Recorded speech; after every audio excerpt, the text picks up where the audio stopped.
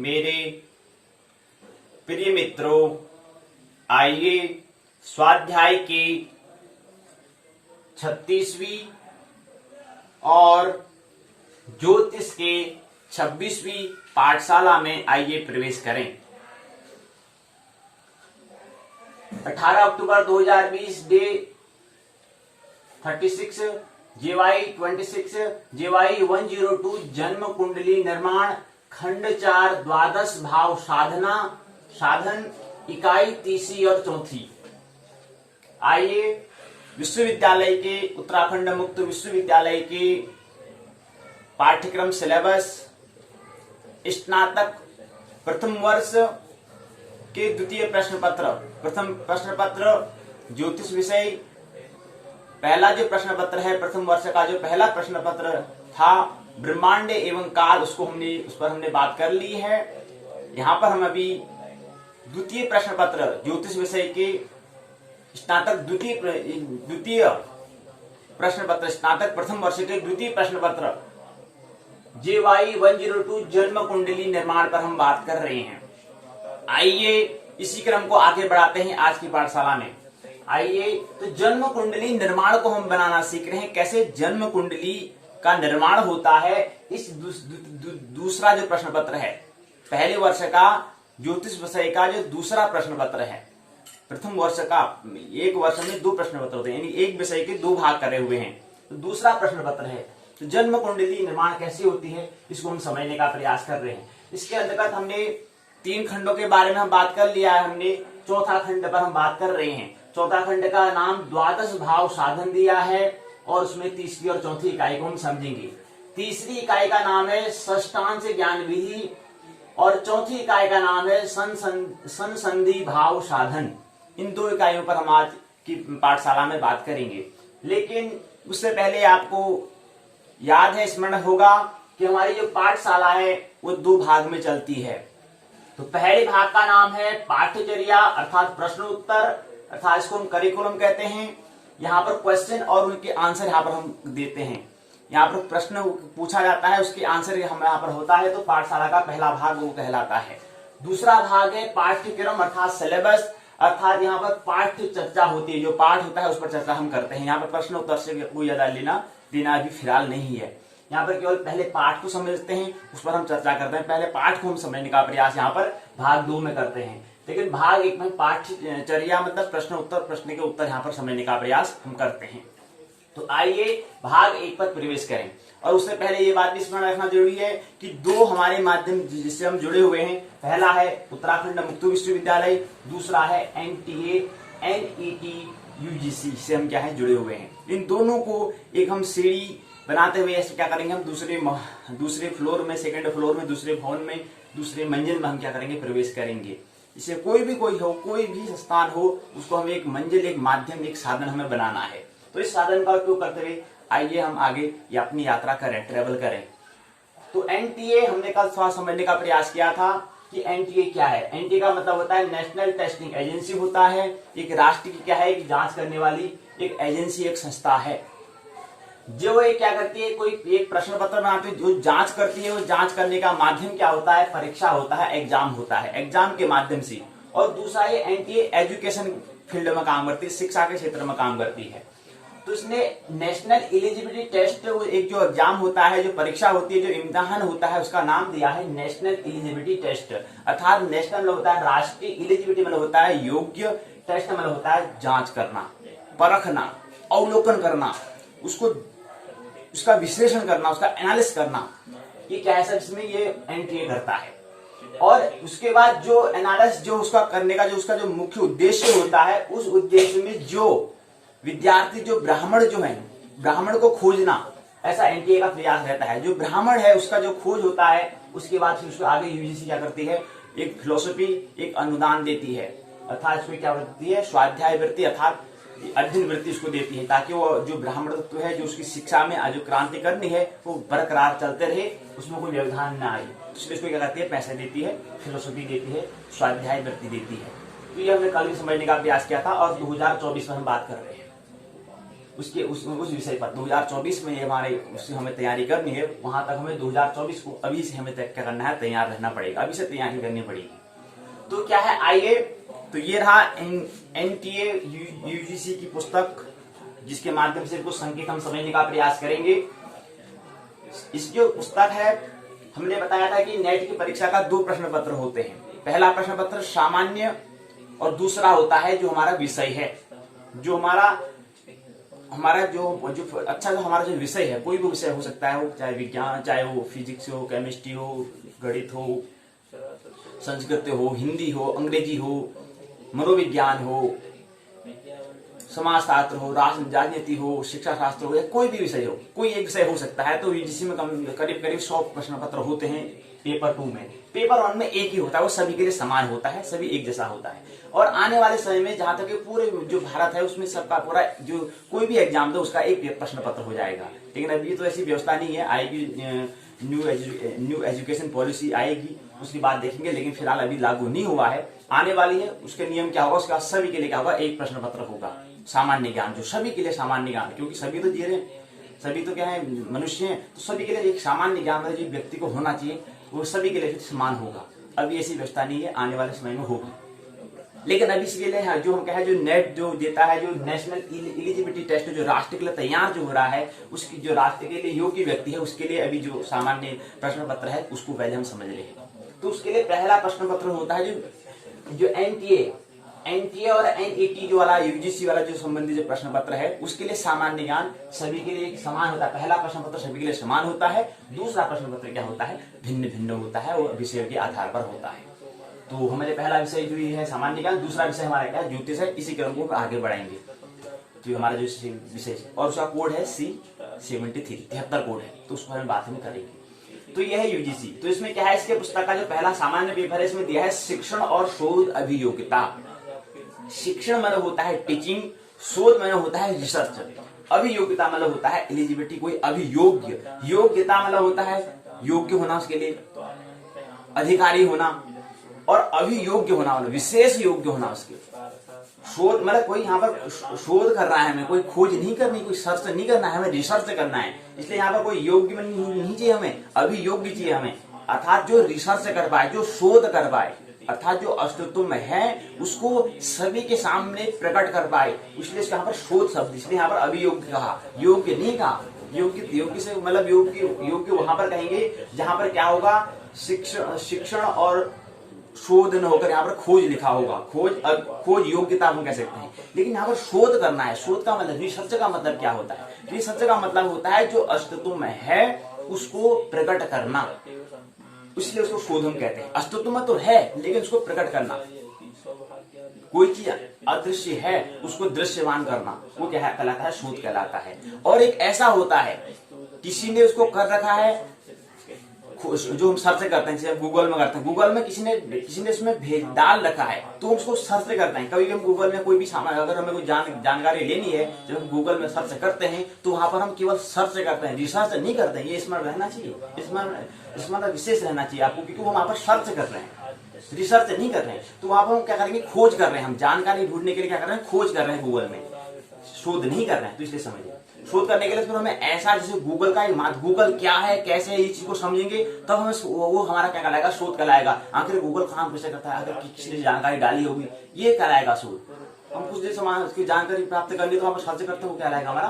केवल खोज कहलाएगी। तो शोध और खोज में बहुत अंतर है, इस अंतर को समझना अनिवार्य है। तो शिक्षण कहा है, शिक्षण माने होता है टीचिंग। अब शिक्षण क्या है इसके बारे में हम बताएं, तो समझे, इस पुस्तक में हम शिक्षण और शोध को हम समझने का प्रयास यहाँ पर करेंगे। तो 2 मुख्य बिंदु हैं, पहला है शिक्षण, दूसरा है शोध। और शिक्षण है तो शिक्षण मतलब शिक्षा को हम समझने का प्रयास करेंगे। शिक्षण क्या है, शिक्षण को समझने के लिए हमें शिक्षा को समझना होगा। शिक्षा मतलब एजुकेशन को समझना होगा, और शिक्षा को समझने के लिए हम शिक्षा क्यों समझना है हमें, क्योंकि हमें विकास, डेवलपमेंट, विकास को प्राप्त हमें होना है, अपने आप में परिवर्तन करने हैं, हमें कुछ सीखना है, कुछ जानना है, आखिर अस्तित्व में है क्या। इसके लिए हमें क्या करना पड़ता है, शिक्षा को हमें अपनी शिक्षा में लेनी होती है, शिक्षण हमें करना होता है। तो ये शिक्षण, टीचिंग और रिसर्च, शिक्षण और शोध के बारे में यहाँ पर पहली पुस्तक में हम बात करेंगे।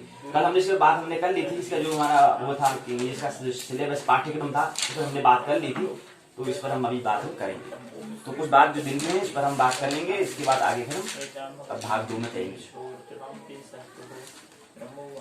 चलिए आइए पहले हम इसको समझें कि हमने कहा कि पुस्तक का नाम क्या है, शिक्षण और शोध क्या है, अभियोग्यता है। आखिर अब शिक्षण योग्यता और शिक्षण अभियोग्यता क्या है, ये समझना हमने कहा ना कि योग्यता और अभियोग्यता यहाँ पर दिया है। अभियोग्यता योग्य आगे हमने अभियोग्य क्यों लगा है, अब कभी नाम सुना मान और उसके आगे अभिमान लगता है। क्या होता है अभिमान? एक तो होता है मान, मान मतलब किसी के द्वारा दिया गया,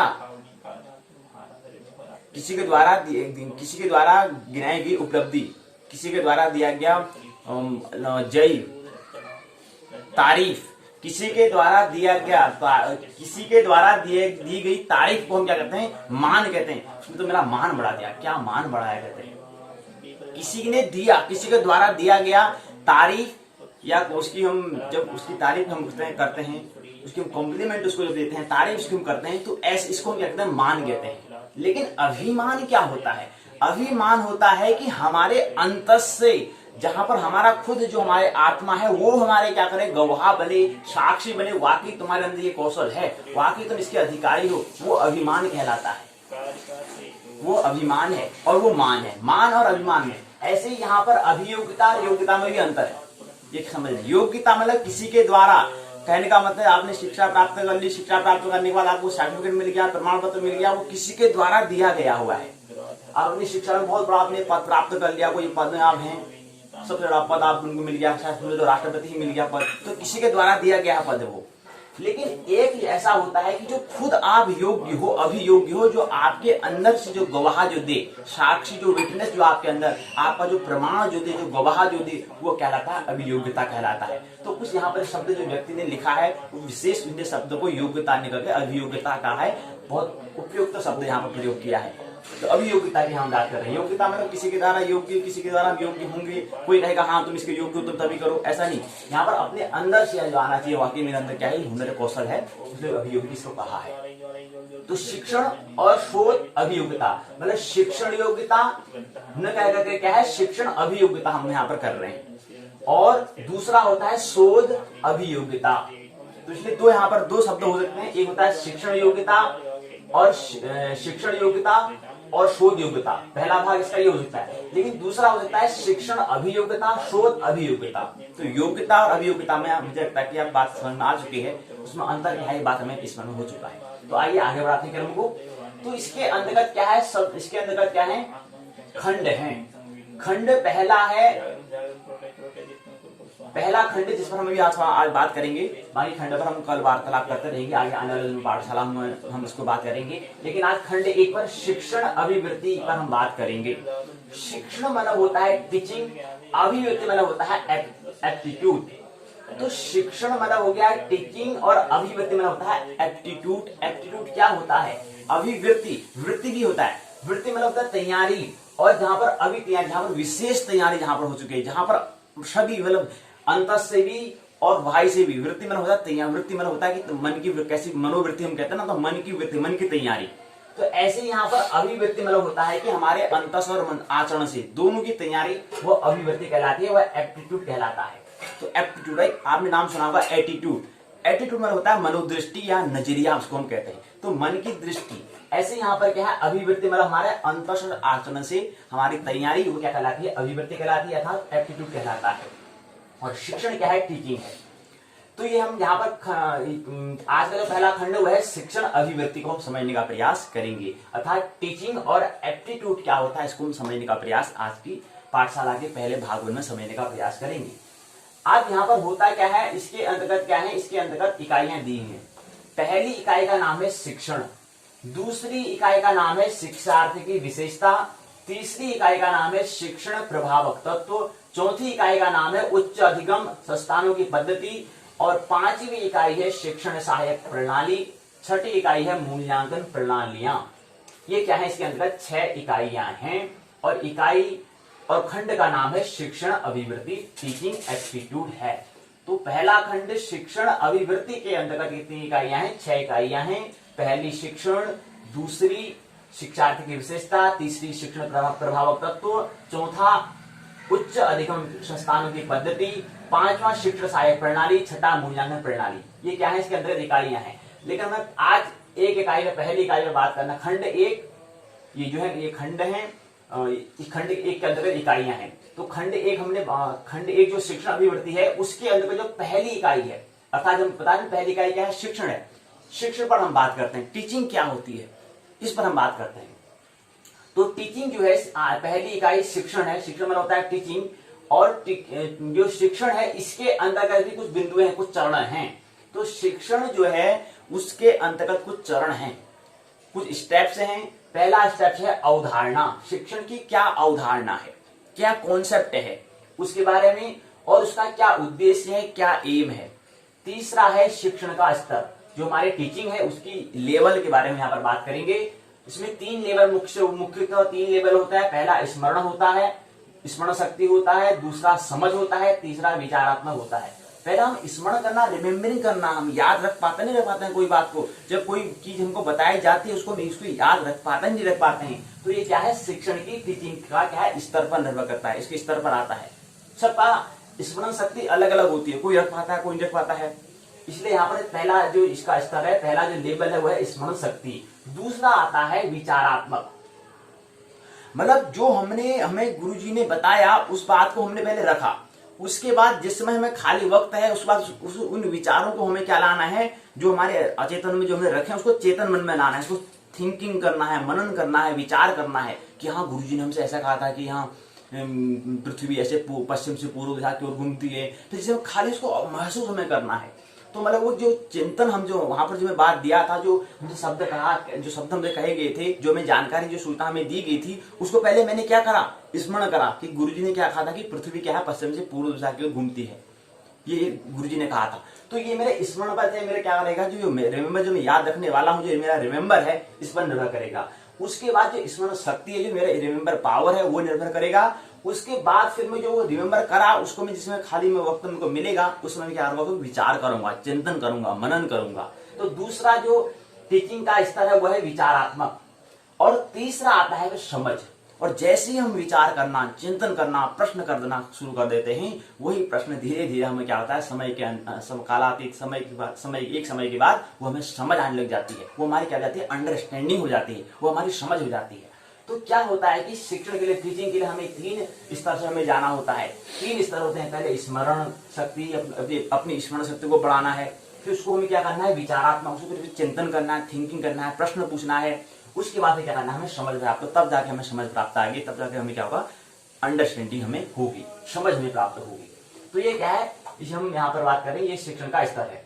और उसके बाद की विशेषताएं, शिक्षण जो पहली जो इकाई है उसके अंदर कुछ हम चरण की बात हम कर रहे हैं। पहला चरण अवधारणा, दूसरा उद्देश्य, तीसरा शिक्षण का स्तर, चौथा है विशेषताएं, इसकी क्या विशेषताएं हैं, और साथ साथ के मूल अपेक्षाएं, पांचवा क्या है, मूल अपेक्षाएं। तो अवधारणा, उद्देश्य, शिक्षण का स्तर, विशेषताएं और मूल अपेक्षाएं क्या है, ये हम पहली इकाई शिक्षण अर्थात टीचिंग के अंतर्गत आने वाले ये चरण जो हैं, जो ये बिंदु हैं, जो ये टॉपिक हैं, इस पर हम बात करते हैं।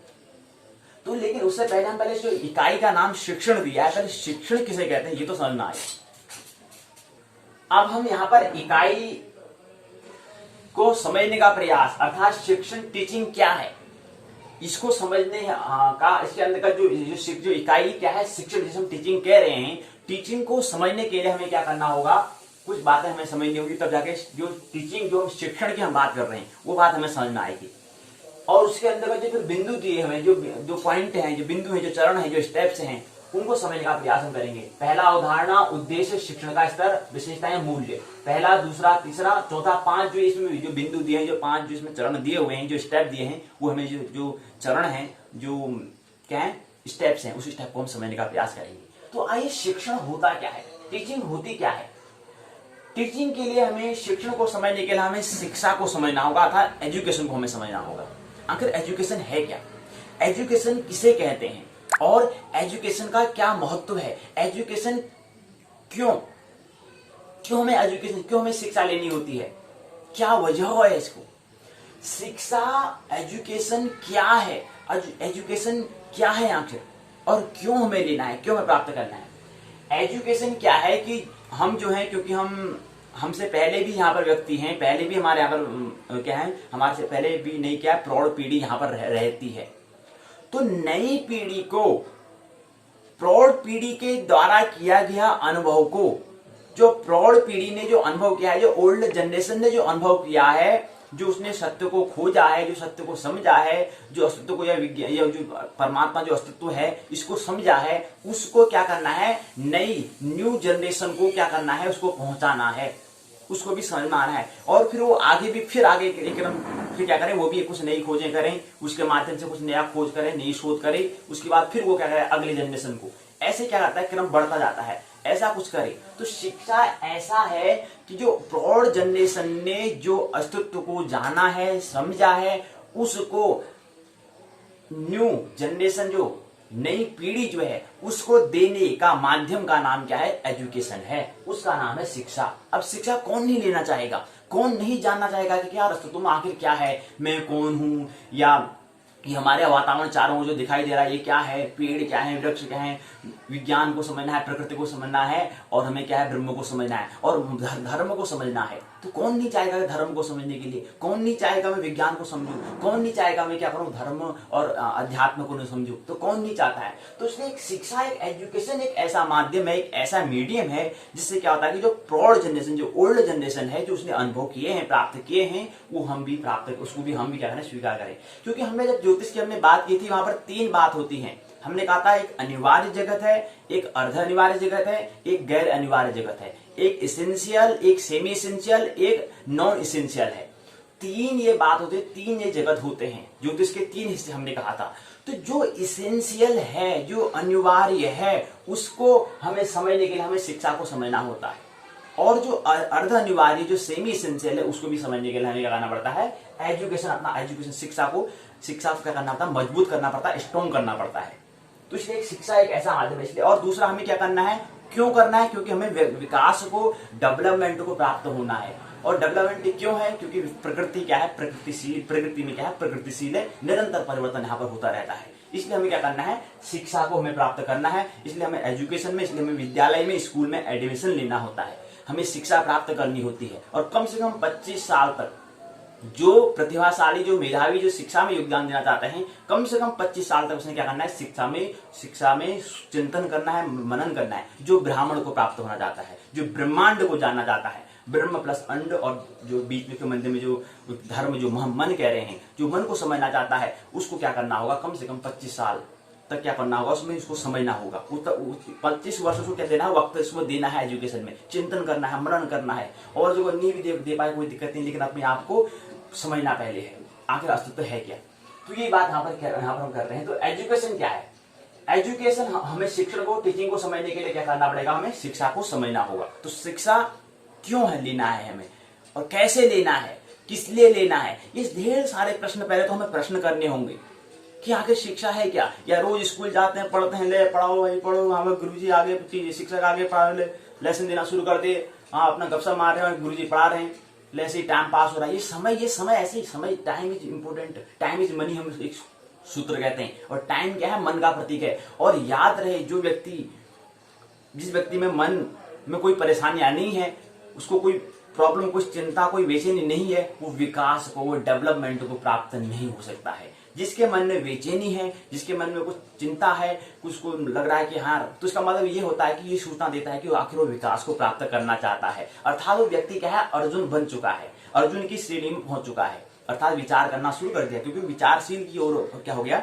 यात्रा कर रहा है। एक होता है विचारहीन की अवस्था, एक बच्चे जो होते हैं वो पहले उनका कोई विचार नहीं होता है। एक क्या है, विचारहीन की अवस्था, एक विचारशील की अवस्था, एक निर्विचार में पहुंचना है। तो हमें क्या करना है, निर्विचार में पहुंचना होता है। तो शिक्षा एक ऐसा क्या है, एक माध्यम है, एक मीडियम है, जहां पर क्या होता है, एजुकेशन क्या होता है, मनोचिकित्सा का एक माध्यम है। इसलिए हम एक सूत्र में कह सकते हैं कि शिक्षा क्या है, हमारी मन की चिकित्सा है। हमें मन की चिकित्सा हमें कहां पर मिलेगी, वो शिक्षा में मिल सकती है। अगर हमें मन का अगर उपचार हमें करना है, तो उसके लिए हमें शिक्षा को अपना क्या करना होगा, मजबूत बनाना होगा, दृढ़ बनाना होगा, मजबूत उसको बनाना है। उसके लिए हमें एजुकेशन कैसे मजबूत हो, उस पर हमें कार्य करना होगा। तब जाके हमारी क्या होगी, मन की चिकित्सा होगी। मन की चिकित्सा हो जाएगी, फिर तो कुछ भी नहीं है, फिर तो यहाँ पर नाटक हो रहा है, अभिनय हो रहा है, ड्रामा हो रहा है बस, और कुछ नहीं। तो हमें शिक्षा, एजुकेशन, मनोचिकित्सा हमें करना है, तो मनोचिकित्सा, मन की चिकित्सा का माध्यम का नाम क्या है? एजुकेशन है, शिक्षा है। और शिक्षण क्या होता है? टीचिंग क्या होता है? टीचिंग जो है मनोचिकित्सक तथा रोगी के मध्य होने वाली चर्चा को, होने वाली डिस्कस को, होने वाले कम्युनिकेशन को हम क्या कहते हैं? टीचिंग कहते हैं। टीचिंग मतलब होता है शिक्षण। हम जैसे बात कर रहे हैं कि शिक्षण की हम बात कर रहे हैं, तो उसमें शिक्षा को हमने समझ लिया है, एजुकेशन को हमने समझ लिया है। अब हम शिक्षण को समझेंगे। अब जो इकाई का नाम शिक्षण दिया है, टीचिंग दिया है, जो किताब पुस्तक का नाम है शिक्षण एवं शोध अभियोग्यता। जो है पुस्तक का नाम, किताब का नाम क्या है? शिक्षण एवं शोध अभियोग्यता, जो NTA NET UGC के द्वारा दिया गया है, यानी कि नेशनल टेस्टिंग एजेंसी जो है, संस्था जो है, एजेंसी जो है, उसने जो नाम दिया है उसका, उसने इस किताब को शिक्षण एवं शोध अभियोग्यता जो दिया है, आप उसमें शिक्षण जो दिया है उसको समझने का हम प्रयास करेंगे। तो शिक्षण क्या है?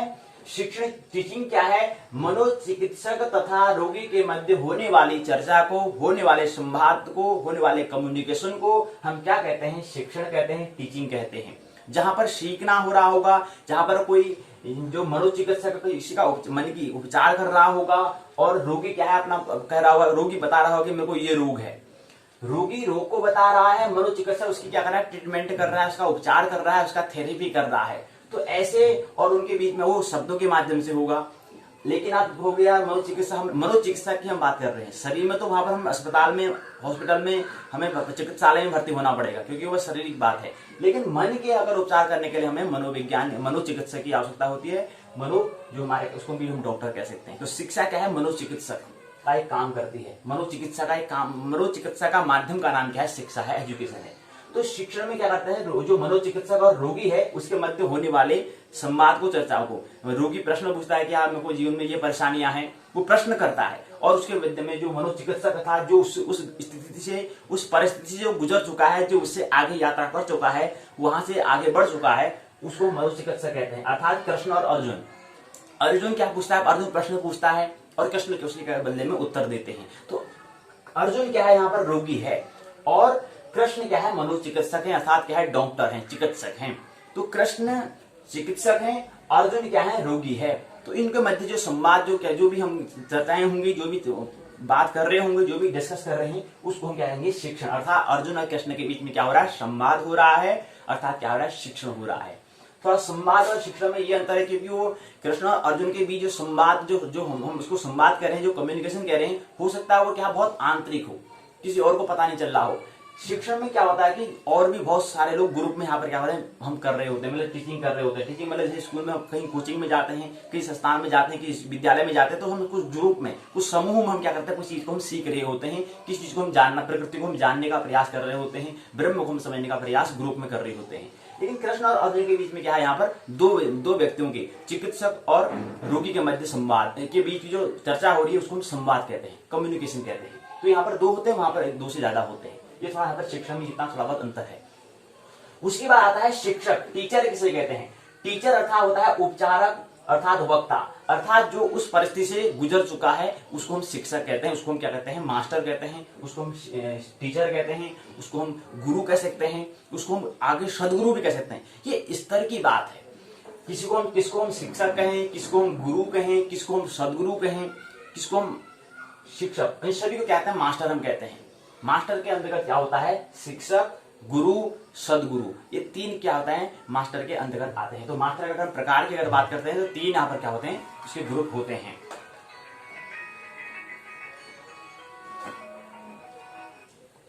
तीन यहाँ पर क्या होते हैं? ग्रुप होते हैं। उसके बाद यहाँ पर हमने बताया कि शिक्षक होता है, टीचर हो गया, यानी उपचारक, कृष्ण अर्जुन का संवाद हमने यहाँ पर बात कर दिया। तो शिक्षक मतलब होता है जो वक्ता, जो किसी ने, जो श्रोता है, जो सुनने वाला है, और वक्ता मतलब बोलने वाला है, जो बोलता है उसको हम शिक्षक कहते हैं। और दूसरा इसके अंदर हमने कहा शिक्षक के बाद है शिक्षार्थी। शिक्षार्थी मतलब जो स्टूडेंट है, जो क्या है? सुनने वाला है, जो गुरुजी बता रहे हैं, जो शिक्षक बता रहे हैं, जो सदगुरु बता रहे हैं, उसको क्या होता है? सुनता है, उसको हम क्या कहते हैं? शिक्षार्थी कहते हैं, स्टूडेंट है, हम उसको कहते हैं। वो अलग अलग लेवल है, किसी को हम विद्यार्थी कहेंगे, किसी को हम शिक्षार्थी कहेंगे, किसी को हम दीक्षार्थी कहेंगे। वो इसको क्या है? शिक्षार्थी का अर्थात सीखने का स्तर का ही स्तर का नाम है। एक स्तर पर उसको हम क्या कहते हैं? शिक्षार्थी कहते हैं, एक स्तर पर उसको हम विद्यार्थी कहते हैं, एक स्तर पर उसको हम दीक्षार्थी कहते हैं। वो है सब वही। और शिक्षक के अंदर वही आता है, शिक्षक का भी हमने मास्टर का हमने बात की थी। तो मास्टर का स्तर होता है, शिक्षक होता है, शिक्षक के बाद क्या होता है? गुरु, गुरु के बाद क्या होता है सदगुरु। तो हमें 3 गुरु भी बताए। शिक्षक जो क्या करे, जो प्रकृति का ज्ञान कराए, जो सूचनाएं के बारे में हमें ज्ञान जानकारी दे, प्रकृति के बारे में जो बताए। गुरु जो है जो हमारे मन के बारे में, जो मनोविज्ञान को समझाए, जो हमारे मनस्थल को समझाए, मन का उपचार कराए, वो गुरु। और सदगुरु जो होता है जो आध्यात्म की ओर, अर्थात जो क्या है हमारा जो ब्रह्म है, जो मूल है उसकी ओर इशारे करे, वो सदगुरु कहलाता है। और गुरु क्या है, जो क्या करता है हमारे मन का, अर्थात धर्म के जो हमें बताता है वो क्या है, गुरु होता है। और जो शिक्षक क्या है, जो हमारे क्या है प्रकृति के बारे में जो हमें ज्ञान कराए, समझ दे, अपना अनुभव साझा करे, उसको क्या कहते हैं, शिक्षक कहते हैं। ये सभी क्या है मास्टर के अंदर आ जाता है। क्या है ये मास्टर, अर्थात जो हमेशा हम कहते हैं, तो मास्टर के अंदर यही होता है। ये अब इसके बाद आता है कि अवधारणा, हमने कहा ना, अब इसके अंदर जो शिक्षण क्या है, इकाई है, इसके अंदर बिंदु है अवधारणा। कॉन्सेप्ट क्या होते हैं, इसके कॉन्सेप्ट मूलतः 3 इसके क्या कॉन्सेप्ट होते हैं, क्यों, कैसे और क्या। क्यों, शिक्षण के 3 आधार हैं, 3 बेस्ड पर क्या है शिक्षा, क्या है शिक्षण की जो टीचिंग है वो इसके 3 आधार होते हैं, 3 बेस्ड होते हैं। 3 आधार क्या क्या है, पहला है क्यों, कैसे और क्या। मतलब क्यों का अगर हम कोई व्यक्ति प्रश्न पूछता है कि क्यों हमें ऐसा क्यों करना है, क्यों मतलब वाई का आंसर अगर हम किसी को उत्तर कर प्राप्त करना है, उसको हमें क्या करना होगा, दर्शन को, फिलोसफी को समझना होगा। इसलिए हम कहते हैं कि व्यक्ति, इसलिए हम शिक्षा के अंतिम स्तर व्यक्ति को हम क्या कहते हैं, पीएचडी जिसने कर लिया, मतलब उसने क्या कर लिया, क्यों का उत्तर जिसने समझ लिया है, उसको हम कहते हैं डॉक्टर ऑफ फिलोसफी। उसके आगे से हम क्या लगा देते हैं, डॉक्टर। तो उसने क्या कर लिया, उसने प्रकृति जो अस्तित्व था, अस्तित्व में क्यों के अर्थों को भी उसने समझ लिया है, इसलिए उसके आगे से हम डॉक्टर लगाते हैं। अर्थात उसने क्या कर लिया, व्यक्ति ने पीएचडी कर लिया है, अर्थात उसने क्या कर लिया है, डॉक्टर ऑफ फिलोसफी वो बन चुका है, वो दर्शन उसने कर लिया है, क्यों का उत्तर उसको मिल चुका है। और दूसरा होता है कैसे। कैसे का उत्तर हमें प्राप्त करना है, तो वहां पर मनोविज्ञान को, मनोशास्त्र को, अर्थात जो क्या कर रहे हैं, जो ब्रह्म की ओर संकेत कर रहे हैं, मनोविज्ञान को हमें समझना होगा। उस लाभ हमें साइकोलॉजी को समझना होता है, वहां पर हमें कैसे, हाउ के बारे में प्राप्त होता है। और तीसरा आता है क्या, वर्ड के लिए हमें क्या के बारे में अगर हमें प्रश्न हमें करा है, उसका उत्तर हमें कहाँ मिलता है, साइंस में मिलता है, विज्ञान में इसका उत्तर हमें मिलता है। तो ये हम बता रहे हैं कि अवधारणा कॉन्सेप्ट, शिक्षण के 3 कॉन्सेप्ट हैं। पहले कॉन्सेप्ट आता है, पहला प्रश्न आता है कि क्यों, ऐसा क्यों होता है, उसका उत्तर हमें कहाँ मिलेगा, दर्शन में मिलेगा, फिलोसफी में मिलेगा, कह सकते हैं कि ज्योतिष में मिलेगा।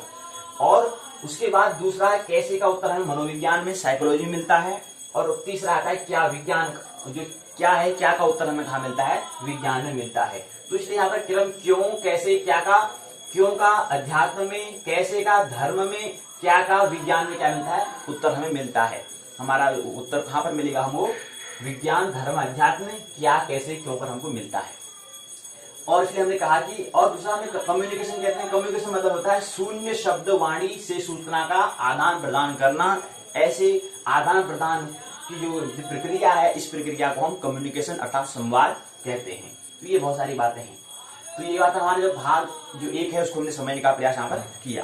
तो ये यहाँ पर हमें कुछ बातें समझनी है, कुछ बातें हमें ख्याल रखनी है। तो अवधारणा, शिक्षण में अवधारणा ये होती है, उद्देश्य क्या होता है, क्योंकि हमें विकास को, डेवलपमेंट को प्राप्त होना है। शिक्षण का स्तर हमने बताया कि स्मरण शक्ति, समझ, स्मरण शक्ति, विचारात्मक और समझ, ये 3 क्या होते हैं, स्तर होते हैं। विशेषता क्या है, विशेषता इसकी ये है कि व्यक्ति जो हम कह रहे हैं कि 100, अगर किसी व्यक्ति का अगर हम देखते हैं कि अगर 100 व्यक्ति हैं, 100 व्यक्ति में अगर उसके रोग की अगर हम बात करते हैं, तो 100 व्यक्ति में 90 व्यक्तियों का रोग जो होता है वो 80 से 90% रोग जो होता है मानसिक होता है। तो इसकी विशेषता ये होगी कि अगर हम अपनी शिक्षा को बेहतर बनाएंगे, मन का उपचार कर लेंगे, तो हम स्वस्थ रहेंगे।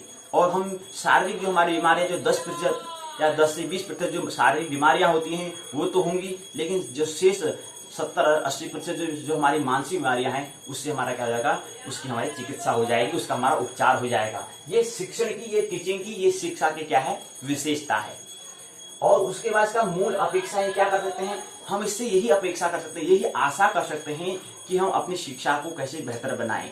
ये हम आशा करें कि कैसे हम अपनी शिक्षा को, कैसे हम अपने उपचार करें। ये इसकी अपेक्षा, इसकी मूल अपेक्षा यही है कि हम शिक्षण को, टीचिंग को कितना बेहतर बनाएं और प्रत्येक व्यक्ति को उसका शिक्षण हम कैसे टीचिंग करें। ये जिम्मेदारी शिक्षक की होती है। इसलिए तो शिक्षक को विशेष ध्यान देना है कि कैसे टीचिंग जो हम कर रहे हैं, कैसे उसको विशेष बनाएं, कैसे उसका जो उसकी अपेक्षा किसी व्यक्ति से कर रहे हैं उसको, मतलब जो शिक्षार्थी है जो गुरु से अपेक्षा कर रहा है, उस अपेक्षा पर खरे उतरे। तो इसकी मूल शिक्षण जो टीचिंग है इसकी मूल अपेक्षा यही होनी चाहिए, यही आशा होनी चाहिए, यही अपेक्षा है। तो शिक्षण के अंतर्गत जो पहली इकाई है, इसके अंतर्गत हमने बिंदु पर बात किया, चरण पर, स्टेप पर। हमने पहला स्टेप में अवधारणा हमने बताया कि क्या होती है, कॉन्सेप्ट ये है, क्यों, कैसे, क्या, इसका उद्देश्य, इसका एम क्या है, क्योंकि विकास को, डेवलपमेंट को, क्योंकि प्रकृति क्या है, हमेशा प्रकृति में परिवर्तनशील है, इसलिए हमें मन से, अंत से निरंतर हमें अपने आप को करना है, परिवर्तन करना है, चेंजेस करना है, परिवर्तन हमें करना है, इसलिए इसका उद्देश्य ये है। और शिक्षण का स्तर हमने बताया क्या, ये हमने बता दिया है कि क्या है, स्मरण शक्ति, विचारात्मक और समझ को हमें प्राप्त करना है। उसके बाद विशेषता हमने बता दी क्या है इसकी, उसके बाद क्या था, मूल अपेक्षा है। तो विशेषता इसकी क्या है, क्योंकि हमें क्या करना है, विशेष मतलब क्या है, हमारी मन की चिकित्सा हमें करनी है, ये इसकी विशेषता है। शिक्षण से क्या होगा, हमारा जो रोग हम कह रहे हैं, जो हम रोग की बात करते हैं, उसमें 70% हमारे क्या होते हैं, मानसिक रोग होता है। वो मानसिक रोग से हमें क्या हो जाएगा, उस 70 को हम, अगर हम टीचिंग अच्छा कर लेंगे तो वो 70 से क्या हो जाएगा, उससे कम हो जाएगा, हो सकता है 10 या 20% बच जाए। तो इस हमारा क्या होगा, रोग जो हमारे जो मानसिक रोग है उससे हमें क्या हो जाएगा, हमें मुक्ति मिल जाएगी। और मूल अपेक्षा ये कर सकते हैं कि अगर हम प्रत्येक व्यक्ति पर क्या करें, शिक्षा को विस्तार, सभी को क्या करें, शिक्षण करें, सभी को क्या करें, टीचिंग करें, सभी को शिक्षक की जिम्मेदारी है। मूल अपेक्षा से है शिक्षक कैसे शिक्षा देता है विद्यार्थी के जीवन में, ये इसकी अपेक्षा है। तो पहला जो इकाई है वो पूर्ण होता है। अब दूसरी इकाई हम शिक्षार्थी का विशेषताएं क्या है, फिर तीसरी इकाई है शिक्षण प्रभाव तत्व, चौथी इकाई है उच्च अधिगमन संस्थानों की पद्धति, और पांचवी है शिक्षण सहायक प्रणाली, छठा मूल्यांकन प्रणाली है। इसको हम धीरे धीरे कल की आने वाली पाठशाला में बात करेंगे। आज केवल हमने इकाई खंड 1 जो है शिक्षण अभिवृत्ति, टीचिंग एप्टीट्यूड के अंतर्गत हमने केवल एक इकाई शिक्षण को समझने का प्रयास किया है। तो कल की इकाई में खंड 1 शिक्षण अभिवृत्ति, टीचिंग एप्टीट्यूड के अंतर्गत आने वाली इकाई दूसरी जो है शिक्षार्थी की विशेषता क्या है, इसको हम समझने का प्रयास कल के बैठक में। और धीरे धीरे फिर शिक्षण प्रभाव का तो तीसरी इकाई में, चौथी इकाई में उच्च अधिगम संस्थानों की पद्धतियों के बारे में, पांचवी इकाई में शिक्षण सहायक प्रणाली, छठा इकाई में मूल्यांकन प्रणाली के बारे में क्या करेंगे, क्रम से स्टेप बाय स्टेप धीरे धीरे हम क्या करेंगे, चर्चा करेंगे। तो यहाँ पर क्या होता है, भाग 1 जो है वो क्या होता है, पूर्ण होता है। आइए अब हम क्या है, अपनी जो हमारे पाठशाला है, पाठशाला का भाग 1 जो है पाठ्यचर्या था, प्रश्न उत्तर चर्चा क्या होता है, वो पूर्ण होता है। आइए आप पाठशाला के भाग 2 पर अर्थात पाठ्यक्रम पर अर्थात प्रश्न पाठ्य चर्चा जो है उस पर आइए प्रवेश करें। भाग 1 क्या है, प्रश्नोत्तर चर्चा, पाठ्य चर्चा। भाग 1 क्या होता है, पूर्ण होता है। तो आइए भाग 2 पर पाठ्यक्रम अर्थात पाठ्य चर्चा पर बात करते हैं। तो भाग 2 है, हमने बताया हम क्या कर रहे हैं, JY अर्थात स्नातक UOU के पाठ्यक्रम के तहत, सिलेबस के तहत हम क्या कर रहे हैं, स्नातक प्रथम वर्ष, और विषय क्या है, ज्योतिष। प्रथम वर्ष के द्वितीय प्रश्न पत्र, पहला प्रश्न पत्र हमने ब्रह्मांड और काल को हमने समझ लिया है, अर्थात JY 101 को हमने समझ लिया है। अब हम क्या कर रहे हैं, JY 102 जन्म कुंडली निर्माण खंड 4 की ओर हम प्रवेश कर चुके हैं, अर्थात इसके अंदर 3 खंड को हमने भी समझ लिया है। अब चौथा खंड है द्वादश भाव साधन अर्थात साधना, इकाई तीसरी और चौथी। तो इकाई तीसरी कौन सी है, तीसरी इकाई का नाम है षष्ठांश ज्ञान विधि, चौथी इकाई का नाम है संसंधि भाव साधन। आइए इसको समझने का प्रयास करते हैं। षष्ठांश ज्ञान विधि, षष्ठांश में होता है छठा अंश, उसको हम क्या कहते हैं, अर्थात षष्ठधन अंश अर्थात षष्ठांश वो कहलाता है। अंश में होता है हिस्सा, और उसके बाद षष्ठांश क्या होता है, लग्न और चतुर्थ भाव के अंतर को हम क्या कहते हैं, षष्ठांश कहते हैं। षष्ठांश के लिए क्या जरूरी होता है, षष्ठांश के लिए जरूरी है द्वादश भाव को समझना। और उसके बाद हम यहाँ पर क्या होते हैं, इसको हमने कुछ जो ये षष्ठांश हम बता रहे हैं उसको हमें समझना ही होता है। उसके बाद है षष्ठांश साधन। षष्ठांश साधन किसे कहते हैं, प्रथम भाव में से 10 भाव मध्य को घटाकर 6 से भाग करके जो मान आता है वह 1 तथा 7वें भाव के बीच का अंश जो होता है का जो अंतर है उसको हम क्या कहते हैं, षष्ठांश साधन उसको कहते हैं। षष्ठांश कैसे साधन करना है वो यहाँ पर समझने का प्रयास, अर्थात प्रथम भाव में से 10 भाव मध्य को घटाकर 6 से भाग करके जो मान आता है वह 1 और 7वें भाव के बीच का क्या है, अंतर है, उसको क्या कहते हैं, षष्ठांश साधन हम कहते हैं। और उसके बाद आता है कि हमने इस बात हमें जो समझनी है, क्योंकि हम षष्ठांश की अर्थात हम क्या कर रहे हैं, हमारा खंड का नाम है द्वादश भाव साधना है, अर्थात द्वादश भाव क्या होते हैं, भाव के बारे में हमने कहा था कि इसके लिए हमने जब हमारे जन्मांग चक्र को समझा था उसी को यहाँ पर समझने का प्रयास करेंगे। यहाँ पर एक जन्मांग चक्र है, यहाँ पर जो पहला हमने यहाँ पर 12 जन्मांग चक्र में क्या होते हैं, 12 कक्ष होते हैं, 12 कक्षा होती हैं। उन 12 कक्षा में पहला कक्षा यहाँ पर होता है, पहली जो यहाँ पर शुरू में जो पहली कक्षा, दूसरी, तीसरी, चौथी, 5वीं, 6ठी, 7वीं, 8वीं, 9वीं, 10वीं, 11वीं, 12वीं, इसको हाउस हम कहते हैं, कमरा इसको हम कहते हैं। तो पहले को इसका क्रम यहाँ को होता है, मतलब क्या होता है, पहला, दूसरा, तीसरा, चौथा, पांचवा, छठा, सातवां, आठवां, नौवां, 10वां, 11वां, 12वां, ये इसका क्रम इधर से होता है। मतलब इधर का मतलब क्या, वही पश्चिम से पूर्व दिशा की ओर होता है, ये स्मरण रहना चाहिए। अब उसके बाद क्या है, इसमें हमने बताया कि इसमें क्या है, जो इसमें पहला, चौथा, सातवां, 10वां जो है उसको हम केंद्र कहते हैं। पहला, चौथा, सातवां और 10 इसको हम कहेंगे केंद्र कहेंगे। दूसरा, पांचवां, आठवां, 11वां, दूसरा, पांचवां, आठवां और 11 इसको हम कहते हैं पर्णफर कहते हैं। इनके मतलब भाव कोष्ठों का मतलब क्या है, इनके नाम दिए हुए हैं, इनकी विशेषता के आधार पर क्या है, नाम दिया हुआ है। इसको हमने बताया कि पहला, चौथा, सातवां, 10 को हम क्या कहते हैं, केंद्र कहते हैं। 2, 5, 8, 11, 2, 5, 8, 11 को हम क्या कहते हैं, पर्णफर कहते हैं, इसका नाम है। उसके बाद 3, 6, 9, 12, 3, 6, 9, 12 को हम क्या कहते हैं, मारक भाव है। उसके बाद फिर क्या है हमारा 2, 8 जो है, 2 और 8 जो है इसको हम कहते हैं मारक कहते हैं। 3, 6, 11 को हम कहते हैं त्रिशडाई कहते हैं। 3, 6 और 11 को हम क्या कहेंगे, त्रिशडाई कहेंगे। 3, 6, 9, 12 ये भाव जो है इसको भी हम समझेंगे। उसके बाद क्या आता है फिर 1, 5, 9 जो इसको हम त्रिकोण कहते हैं। 1, 5 और 9 को हम कहते हैं त्रिकोण कहते हैं। 3, 6, 10 को, तो 3, 6, 10 भाव है उसको हम उपचय कहते हैं। 3, 6 और 10 को हम क्या कहते हैं, उपचय कहते हैं। 6, 8, 12 को हम त्रिक कहते हैं। 6, 8 और 12 को हम कहते हैं त्रिक कहते हैं। तो ये क्या है, इसको हम समझने का जो ये कमरे हैं, हाउस, इनके नाम हम दिए हुए हैं। किसको केंद्र कहते हैं, पूछेंगे किसको कह देंगे कि ये वाला अगर चौथा, पहला, चौथा, सातवां, 10वां है, इसको हम क्या कहेंगे, केंद्र कहेंगे, पर्णफल कहेंगे, त्रिकोण कहेंगे, त्रिक कहेंगे, क्या कहेंगे। तो वहां हमको बताना होगा कि पहला, चौथा, सातवां, 10वां क्या है, केंद्र कहलाता है। उसको हम क्या कहते हैं, केंद्र से उसको हम केंद्र कहते हैं, क्योंकि केंद्र में है ना, इसलिए 1, 2, 3, 4, 1, 4, 7, 10 केंद्र में, इसको हम केंद्र कहते हैं। इसको ऐसे त्रिक है 6, 8, 12, 6, 8 और 12 इसको हम त्रिक कहते हैं। तो ये हमें समझना है कि किस खाने को, किस हाउस को क्या कहते हैं, किस भाव को क्या कहते हैं, ये हमें पता होना चाहिए, इसकी हमें जानकारी होनी चाहिए। तो लग्न से 10वें भाव को स्पष्ट हमें करना होता है।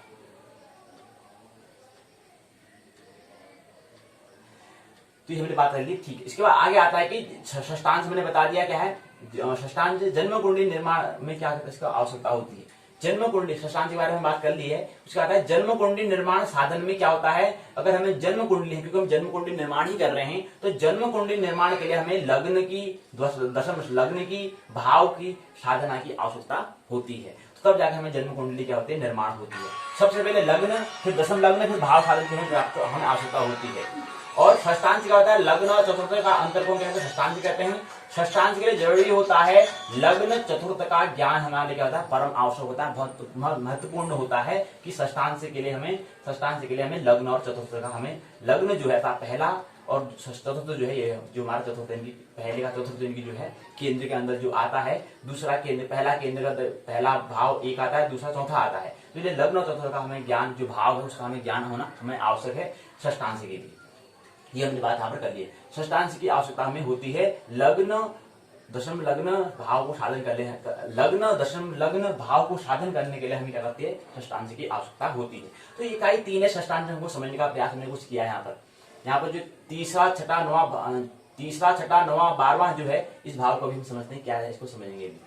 तो इकाई 4 है संसंधि भाव साधन। भावों की संख्या 12 होती है। द्वादश भाव की संधि से साधन को हम क्या कहते हैं, ससंधि भाव साधन कहते हैं। भाव क्या होता है, जन्म कुंडली में बनने वाले कोष्टकों को हम क्या कहते हैं, भाव कहते हैं। कुंडली में 12 कोष्टक, 12 भाव, 12 कमरे होते हैं। इन कोष्टकों को भाव, भवन, स्थान या स्थान हम कहते हैं। तो कहते ही हैं, लेकिन इन्हें क्या कहते हैं, शरीर, ब्रह्मांड, शरीर के तहत और ब्रह्मांड के दृष्टि से, शरीर की दृष्टि से और ब्रह्मांड की दृष्टि से इसको हम ब्रह्मांड को और शरीर को क्या करते हैं, 12 भाग इसको करते हैं। उन 12 भाग के आधार पर क्या करते हैं, 12 नाम हमें दिए हुए हैं। जिसे क्रमशः आगे हम क्रमशः जो उनके अंग हैं, जिसे हम शरीर के अंग हम कहते हैं, हाथ, कान, नाक कहते हैं, इस तरह से इन कमरों को भी हमने उसको शरीर के माध्यम से, शरीर के सापेक्ष और ब्रह्मांड के सापेक्ष उनके नाम रखे हैं। उसके आधार पर हमने इन कमरों को रखा है। क्योंकि हमें क्या है, ये जो जन्मांग चक्र आखिर है क्या? मनुष्य को हमारे अतीत को, हमारा भविष्य को, ज्योतिष क्या है? हमारे भविष्य को हमें तलाशना है। हमारे अतीत को कौन जानता है? विज्ञान जानता है। तो मनुष्य की तलाश, मनुष्य को झांकना, मनुष्य को प्राप्त, मनुष्य का क्या करना है?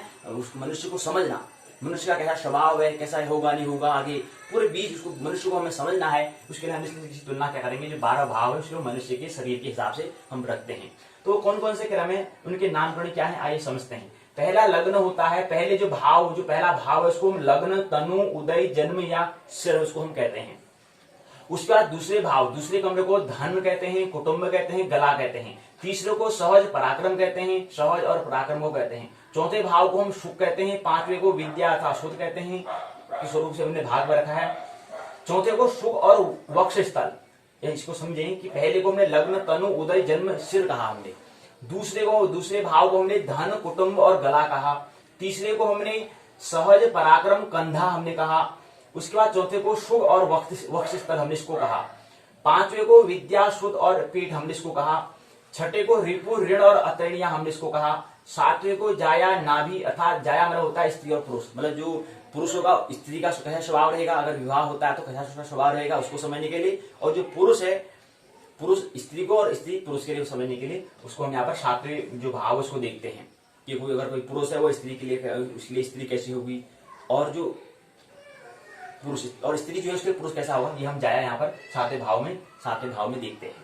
उसके बाद आठवां होता है गुप्तांग अर्थात मृत्यु को दिखाता है। और नौवां जो है जंघा को अर्थात भाग्य को। 10वां घुटना अर्थात कर्म को। 11वां पैर और आय को दिखाता है। 12वां चरण और व्यय को दिखाता है। तो ये यहाँ पर प्रसारण बीजेपी स्वाध्याय प्रस्तुत करता है ज्योतिर्मय। बीजेपी सत्ता द्वारा क्या है, यहाँ पर क्या हो रहा है, प्रसारण हो रहा है। और बीजेपी जो संस्था है उसका ध्येय, उसका मिशन, उसका ध्येय जो है क्या है, ज्योतिर्गमय, तमसो मा ज्योतिर्गमय अर्थात ज्योतिर्गमय, ज्योति को, प्रकाश को क्या है, गमन करना, अर्थात वही व्यक्तित्व, अर्थात क्या है, व्यक्तित्व का निर्माण करना है, पर्सनालिटी बनानी है। और दूसरी साथ साथ पर्सनालिटी कब बनेगी, जब विकास का उच्चतम जो है, आंख जो पीक जो है वो क्या है, जो शिखर है, उच्चतम शिखर क्या है, वो बुद्धत्व। तो परम जागरण की हम बात करते हैं, इसलिए ज्योतिर्गमय ये क्या है, इसका ध्येय है। तो ये हमने कुछ बातें समझी, ये हमने समझा हमने। अब इसके विश्वविद्यालय का जो पाठ्यक्रम है उसको समझेंगे, लेकिन उससे पहले हम भाव को थोड़ा और समझ लें। जन्म कुंडली में 12 भाव होते हैं, ये हमें चित्र यहाँ पर दिया हुआ है। ये चित्र को समझाने का प्रयास किया कि पहले भाव को शीर्ष, दूसरे को गला, तीसरे को कंधा, चौथे को वक्षस्थल, अगले को, पांचवें को पेट, छठे को अतरणिया, सातवें को नाभि, 8वें को गुप्तांग, 9वें को जंघा, 10वें को घुटना, 11वें को पैर और 12वें को चरण हमने कहा। तो जन्म कुंडली के 12 भाव को हमने क्या कर रखा है, शरीर के हिसाब से, शरीर के सापेक्ष इसको हमने उसको बांटा है 12 भागों में। शरीर के हिसाब से इसको 12 भागों में बांटा है, 12 भागों के नाम हमने दिए हुए। तो इसका क्या लिया है, यहाँ पर सर्कल में हमने दिखाने का प्रयास किया है। ऐसे ही आकाश में जो नक्षत्र उसको भी मैंने बांटा है, उसी के आधार पर हमने इसको भी बांटा है। तो उसको हमें शरीर के आधार पर, और दूसरा क्योंकि मनुष्य को हमें समझना है, मनुष्य की हमें चिकित्सा करनी है, मनुष्य को विकास की ओर में अग्रसर करना है, इसलिए हमने आगे जो नक्षत्र में उसके हिसाब सापेक्ष और मनुष्य के शरीर के, ब्रह्मांड के सापेक्ष और मनुष्य के शरीर के सापेक्ष, क्योंकि शरीर जो हमारा शरीर है वो ठीक उसी प्रकार है जैसे ब्रह्मांड है। अपने शरीर को जो समझ जाएगा तो पूरे ब्रह्मांड को समझ जाएगा। ये क्या है, सूक्ष्म और जो स्थूल है, जो मैक्रो है, माइक्रो को जो समझ लेगा वो माइक्रो को भी समझ जाएगा। इसलिए सूक्ष्म अपने को समझ गया वो क्या जाएगा, पूरे परमात्मा को समझ जाएगा, पूरे ब्रह्मांड, पूरे अस्तित्व को समझ जाएगा। ये क्या समझाने का यहाँ पर प्रयास किया हुआ है। तो प्रथम लग्न जो होता है, प्रथम लग्न को हम क्या कहते हैं, प्रथम भाव अर्थात लग्न भाव उसको हम कहते हैं। प्रथम भाव कल्प का, उदय का, आद्य का, तनु का, जन्म का, लग्न का, होरा इत्यादि के क्या है रूप से जाना जाता है पहले भाव को। दूसरे भाव को हम कहते हैं वाक, अर्थ, मुक्ति, नयन, स्वजन, कुटुंब, धन, भाव इत्यादि नामों से दूसरे भाव को हम जानते हैं। तीसरे भाव को, तृतीय भाव को हम दुश्चिक्य, विक्रम, पराक्रम जिसको हम कह सकते हैं, सहोदर, वीर, धैर्य, कर्ण इत्यादि नामों से तृतीय भाव को हम जानते हैं। चतुर्थ भाव को पाताल, वृद्धि, हिबुक, मात्र, यान, गेह, सुख, चतुष्टय इत्यादि नामों से हम चतुर्थ भाव को जानते हैं। पंचम भाव को हम देव, राज, नंदन, पुत्र, विद्या इत्यादि नाम से जानते हैं। छठे भाव को हम रोग, रिपु, ऋण, शस्त्र, धैर्य, छत्र, अंग आदि के नाम से जानते हैं। इसके बाद छठा भाव को, सातवें भाव को हम जामित्र, काम, गमन, कलत्र, संपत, धनु आदि नाम से जानते हैं। आठवें भाव को हम रंध, आयु, रण, विनाश, शूल आदि नाम से जानते हैं 8वें भाव को। 9वें भाव को हम धर्म, गुरु, शुभ, तप, भाग्य, यात्रा आदि भाव से आदि नाम से इसको हम जानते हैं 9वें भाव को। 10वें भाव को हम राज, कर्म, पितृ, व्यापार आदि के नाम से हम 10वें भाव को जानते हैं। 11वें भाव को हम भाव, आय, लाभ, मित्र आदि के नाम से 11वें भाव को जानते हैं। 12वें भाव को हम व्यय, अंत्य, मोक्ष, भोग, मृत्यु आदि नाम से भी क्या है इसको हम जानते हैं। तो ये हम क्या है भाव के स्वभाव के बारे में हिसाब से क्या करा है इसको हमने विभाजन हमने यहाँ पर किया है। आइए उत्तराखंड मुक्त विषय का जो पाठ्यक्रम है उसको समझने का प्रयास करते हैं, क्योंकि उसका माध्यम हम ले रहे हैं। तो उन्होंने क्या दिया है पुस्तक में, आइए इसको समझते हैं। तो इकाई 3 है षष्टांश ज्ञान विधि। 8 में छोटा लघु प्रश्न पूछा है। कल्पित दशम लग्न तथा लग्न स्पष्ट द्वारा षष्टांश ज्ञान विधि कीजिए तथा विधि भी लिखिए। तो ये क्या है प्रश्न एक पूछा गया है, छोटा प्रश्न मतलब लघु प्रश्न पूछा गया है, इसका हमें उत्तर देना है कि कल्प दशम लग्न तथा लग्न स्पष्ट द्वारा षष्टांश ज्ञान विधि कीजिए। अब षष्टांश ज्ञान विधि जो इकाई है, तीसरी इकाई है, उससे संबंधित कैसे प्रश्न पूछे जाते हैं ये हम समझने का प्रयास कर रहे हैं, और विधि भी हमें लिखनी है। तो इकाई की रूपरेखा है प्रस्तावना, उद्देश्य, षष्टांश परिचय, षष्टांश साधना, षष्टांश ज्ञान विधि, सारांश, पारिभाषिक शब्दावली, प्रश्नों के अभ्यास से प्रश्नों के उत्तर हो जाएंगे, संदर्भ ग्रंथ सूची हो जाएगी, साहित्य पाठ सामग्री हो जाएगी, निबंधात्मक प्रश्न हो जाएगा। इसमें क्या पूछा है, कह रहे हैं कि ये क्या है चतुर्थ खंड की तीसरी इकाई षष्टांश ज्ञान विधि है। इसमें हम इससे पहले हमने षष्टांश, चरखंड, अयनांश आदि को हमने समझ लिया है। अब हम षष्टांश की यहाँ पर चर्चा करेंगे, षष्टांश ज्ञान विधि को यहाँ पर समझने का प्रयास करेंगे। षष्टांश का मतलब होता है छठा अंश, षष्ठ धन अंश मतलब छठा, जिसका छठा अंश है उसको हम षष्टांश कहते हैं। उद्देश्य यहाँ पर लग्न क्या है, लग्न साधन कैसे होता है, लग्न के प्रकार कितने होते हैं, जन्मांग चक्र क्या है, जन्मांग चक्र निर्माण किस प्रकार किया जाता है, ये उद्देश्य है, इसको समझने का प्रयास करेंगे। परिचय, षष्टांश परिचय, षष्ठ का मतलब होता है 6, अंश का मतलब होता है भाग अर्थात हिस्सा, अर्थात छठे भाग को षष्टांश हम कहते हैं। प्रश्न ये आता है कि किसका छठा भाग, छठा भाग तो कह रहे हैं, आप किसका छठा भाग। तो इससे पहले हमने कहा कि इससे पहले इकाई हमने लग्न चतुर्थ भाग को हमने समझने का प्रयास किया था। यहाँ पर षष्टांश की परिभाषा के अंतर्गत हम लग्न और चतुर्थ भाव के अंतर को हम षष्टांश कहते हैं। तो षष्टांश किसका होगा, लग्न और चतुर्थ भाव के अंतर को हम षष्टांश कहते हैं। लग्न और चतुर्थ भाव, लग्न यह रहा पहला भाव, दूसरा भाव, तीसरा भाव, चौथा भाव, इनके मध्य जो अंश है उसको हम कहते हैं षष्टांश कहते हैं। तो लग्न और चतुर्थ भाव के अंतर को, तो लग्न मतलब पहला भाव हो गया, दूसरा भाव, तीसरा, चौथा भाव, तो चौथा भाव और पहले भाव और चौथे भाव के अंतर को हम क्या कहते हैं, इसको हम षष्टांश हम कहते हैं। तो लग्न और चतुर्थ भाव के अंतर को षष्टांश हम कहते हैं। षष्टांश को समझने के लिए हमें द्वादश भाव को समझना होता है, और संसंधि द्वादश भाव का अध्ययन हमारे लिए क्या है परम आवश्यक है, उसके बाद ही हम इस बात को समझ पाएंगे। तो भावों के समूह के हमने नाम भी दे रखे, हमने बताया केंद्र कहते हैं, पर्णफर कहते हैं, आपो किलम कहते हैं, त्रिकोण कहते हैं। ये जो हम बता रहे थे कि 2, 8, 11 हम बता रहे थे, यहाँ पर 3, 6 कौन ये आपो किलम कहते हैं, जो हम बता रहे थे कि 3, 6, 9, 12 को क्या कहते हैं, आपो किलम कहते हैं। क्या कहते हैं इस भाव का नाम, जैसे हमने बताया था कि 2, 5, 8, 11 को पर्णफर कहते हैं, ऐसे 3, 6, 9, 12 को हम क्या कहते हैं, आपो किलम कहते हैं। क्या कहते हैं, आपो किलम इसको हम कहते हैं। ये इसको यहाँ पर समझाने का प्रयास भी यहाँ पर हमने बताने का प्रयास किया है। इसी क्रम में फिर क्या होता है, षष्टांश साधन। चतुर्थ में से लग्न को घटाकर उसे 6 से भाग देने पर जो षष्टांश होता है उसे लग्न में जोड़ने पर प्रथम भाव को संधि में पुनः षष्टांश जोड़ने पर द्वितीय भाव, तृतीय भाव में षष्टांश को 2 से गुणा को जोड़ने से तीसरा भाव, तथा पांचवा और छठे भाव स्पष्ट करने के लिए 30 अंशों में से षष्टांश को घटाकर शेष जो बचता है उसे जोड़ते हैं। भाव स्पष्ट करने की यह रीति आज भी प्रचलित है। इस रीति से कोई भी भाव समान अंश 30 अंशों में नहीं आता है, जबकि प्रत्येक भाव को समान अंश, जबकि प्रत्येक भाव का क्या हो, समान अंश मतलब समान हिस्सा होना चाहिए, समान बराबर हिस्सा होना चाहिए। एक रोटी है तो अगर 4 भाई को बांटनी है तो ठीक उसको हमें क्या करना है, 4 भागों में करने होंगे ताकि सभी को समान मिले। ऐसे 12 भाग होंगे, बराबर हिस्से इसको होने चाहिए। तो यहाँ पर बताया। दूसरी बात है कि कोई भी ग्रह जो कुंडली के चौथे भाव का अधिपति होता है, भाव स्पष्ट करने में वह 5वें या तीसरे भाव का क्या बन जाता है, अधिपति बन जाता है।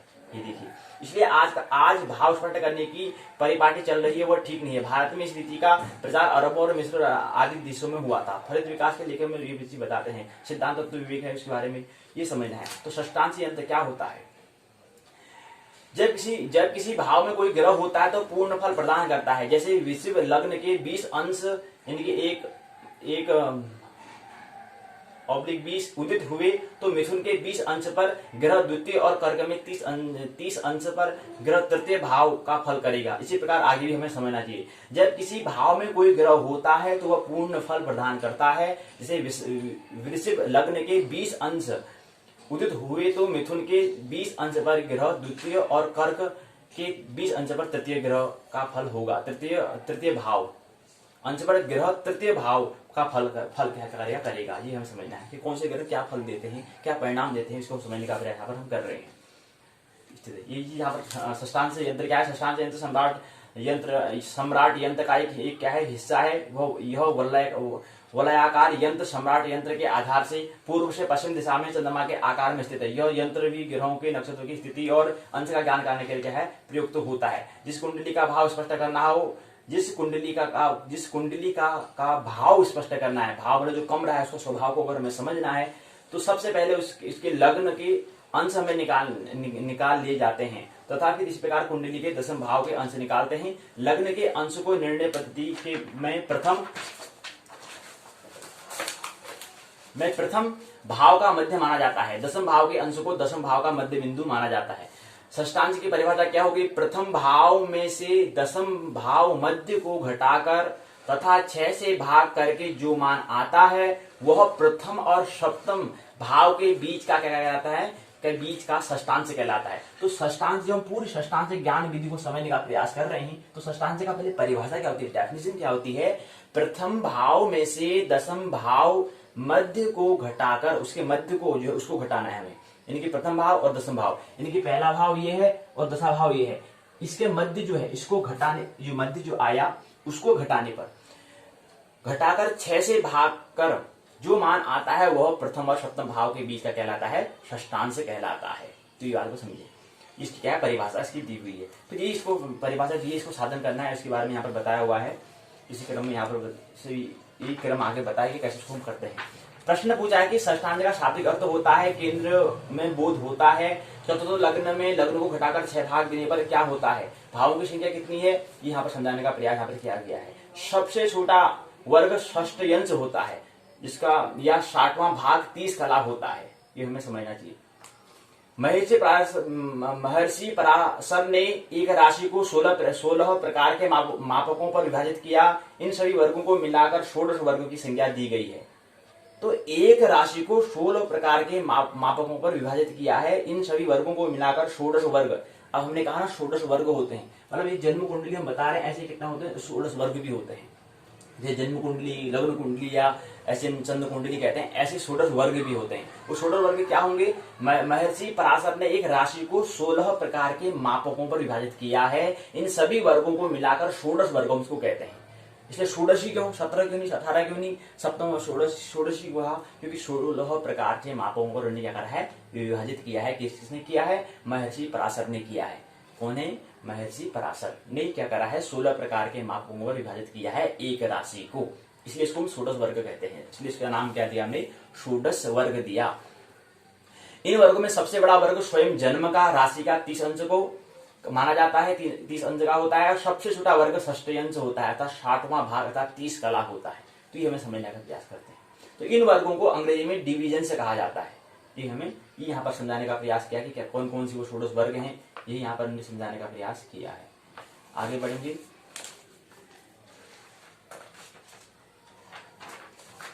ये जो 16 वर्ग है उसको बताने का हमने, जो 16 वर्ग है कौन कौन से, इसको समझाने का यहाँ पर प्रयास किया है। इसको आगे आने बैठक में हम भी समझेंगे, अब इसको केवल संक्षिप्त में समझें।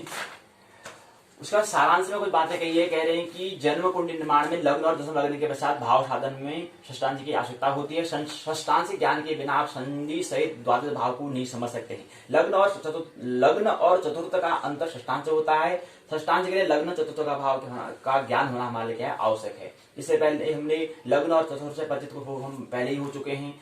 इन दोनों के आधार पर षष्ठांश का हमें यहाँ पर ज्ञान, जो षष्ठांश का साधन करना है, ये हमने समझने का प्रयास यहाँ पर किया है।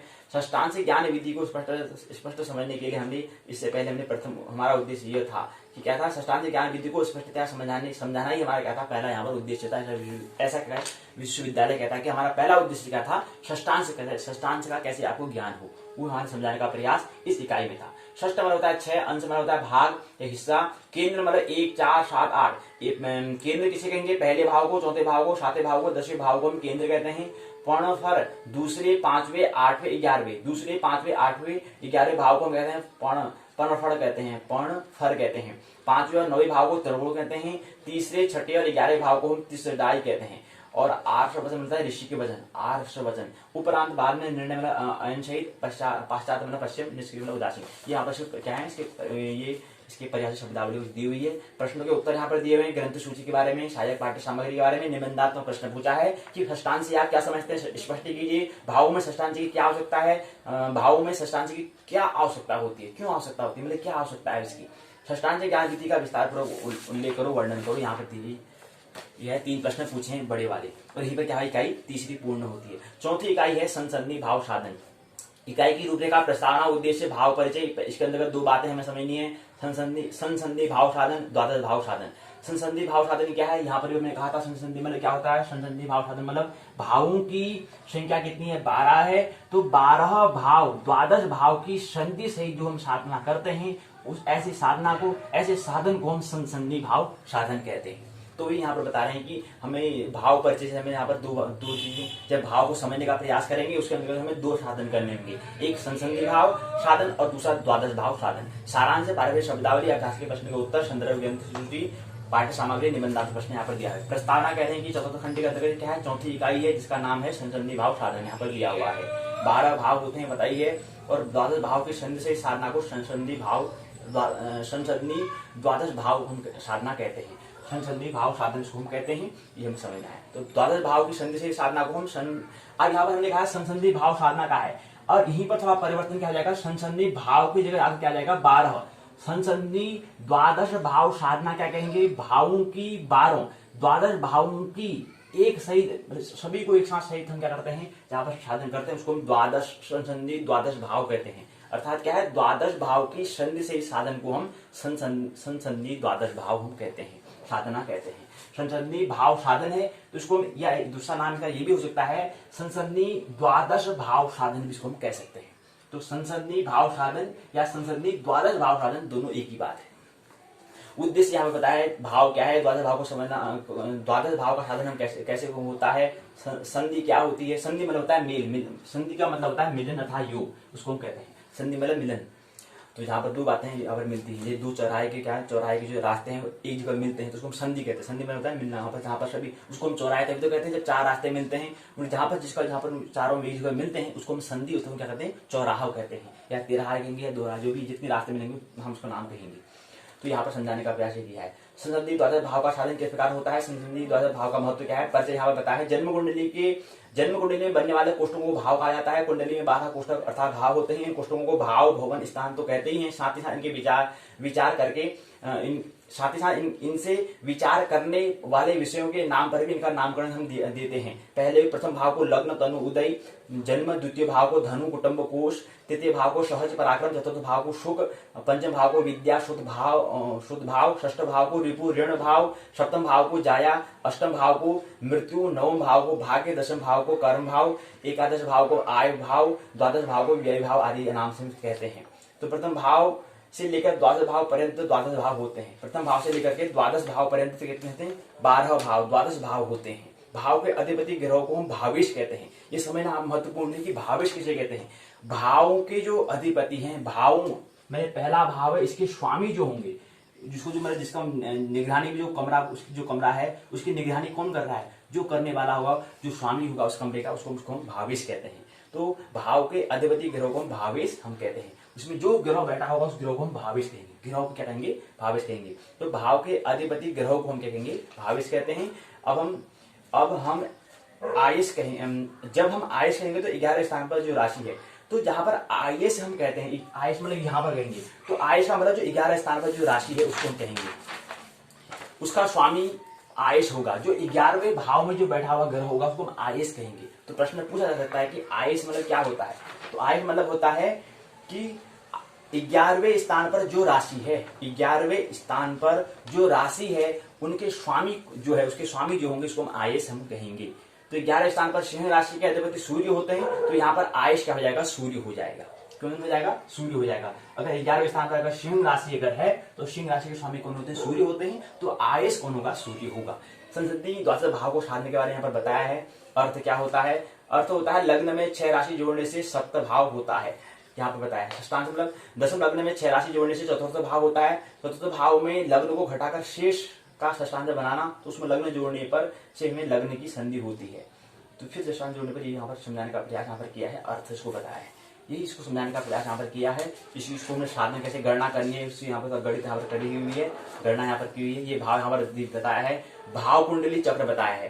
तनु, पहले को तनु, दूसरे को धन, तीसरे को सहज, चौथे को सुख, चौथे पांचवें को सुख, छठे को रिपु, सातवें को जाया, आठवें को मृत्यु, नौवें को धर्म, 10वें को कर्म और 11वें को आय, 12वें को व्यय कहा है। ये क्या है, भाव के नाम दिए हुए हैं, जैसे वहां बताया था। यही यहाँ पर समझाने का प्रयास किया है। भाव कुंडली में गिरह निवेश विचार करके विचार पहले कुंडली लिखकर उसमें तनु, धन, सहज, सुत, रिपु।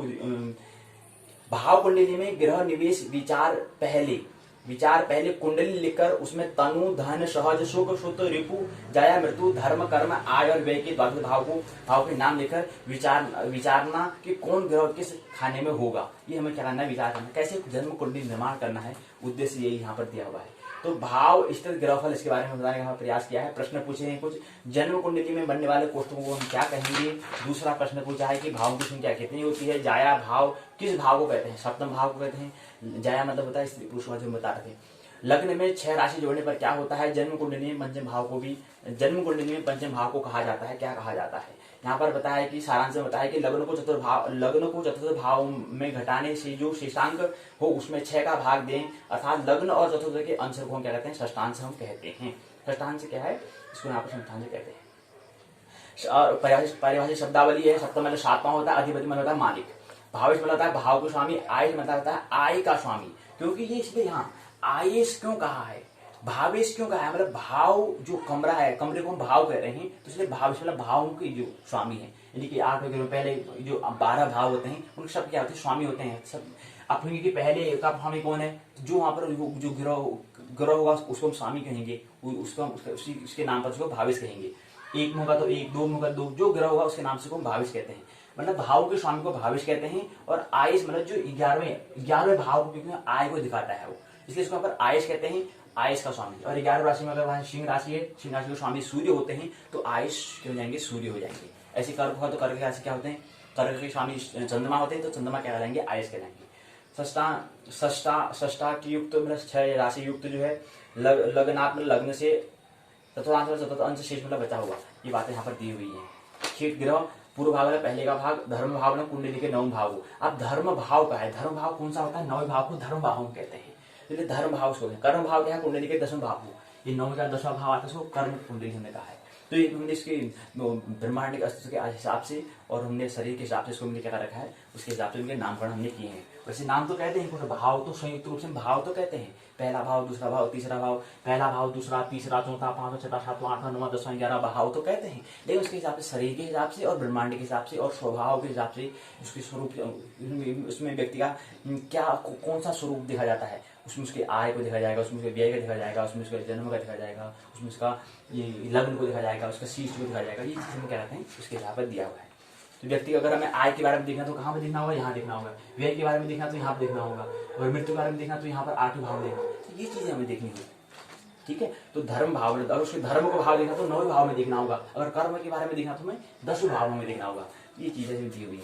तो प्रश्न के उत्तर यहाँ पर ग्रंथ सूची, सहायक पाठ्य सामग्री दिया है, निबंधात्मक प्रश्न पूछा है। संधि से आप क्या समझते हैं, संधि मतलब है मिलना, जहाँ पर किसी का मिलन हो, मेल, उसको कहते हैं, उसको स्पष्ट करो क्या होता है। द्वादश भाव से क्या मतलब है, लिखिए। संसंधि द्वादश भाव का विस्तार पर वर्णन कीजिए। संसंधि द्वादश भाव का विस्तार पर वर्णन कीजिए। यहीं पर क्या होता है, इकाई चौथी भी क्या होती है, पूर्ण होती है। कल की बैठक में इकाई 5वीं चलित चक्र निर्माण, जो चलित चक्र है उसको कैसे निर्माण करते हैं, इसको समझने का प्रयास करेंगे। तो बहुत सारी बातें में कुछ बातें में संकेत, सूचना, जो सिग्नल उसे समझना है, शेष बातों को हमें क्या करनी है, विदा कर देना है इनसे। कोई इसमें ज्यादा मेमोरी को भरने की कोई आवश्यकता नहीं है, केवल स्मरण करना है। चिंतन करना है, मनन करना है। कुछ बातें हमें जो सूत्र जो हमारे लिए काम के हैं उसको हमें क्या करना है, सूत्र के माध्यम से ग्रहण करना है, धारण करना है।